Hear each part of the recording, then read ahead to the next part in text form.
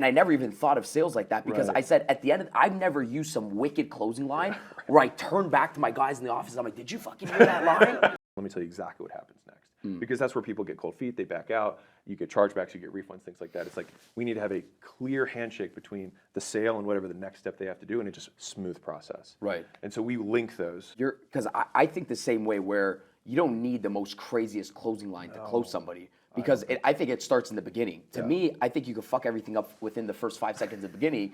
And when people have these, we were just on a show like 10 minutes ago.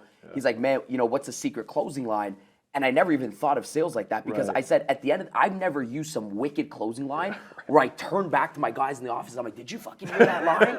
And I'm like the in-your-face sales guy, very, very outgoing, but I never had one line that closed somebody, and it's always been so easy towards the end because it's everything leading up to the sale where you shouldn't even try to attempt for the close unless you intuitively know that you have the close. Dude, I say that all the time. It's like lawyers don't ask questions they don't already know the answer to. Correct. I'm like, I don't ask for the close until I know they're going to say yes. And so like the more, I think that's where I do think some pattern recognition with sales, like you're like, I don't think they're there yet. You know what I mean? Like what else are you concerned about? Like what are you really worried about right now?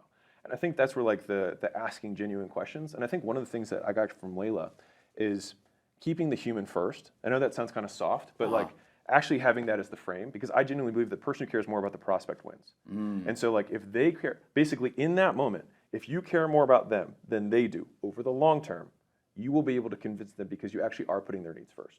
And that also means that sometimes, and I tell my guys this, if you get to the end of the conversation, you really don't think it's the best thing for them to do, push away. Yeah, and that's a successful sale to me. Because my point, the end point of a sale for me is a decision, not a sale. That's how I see it. And that way, my guys can win on every single conversation.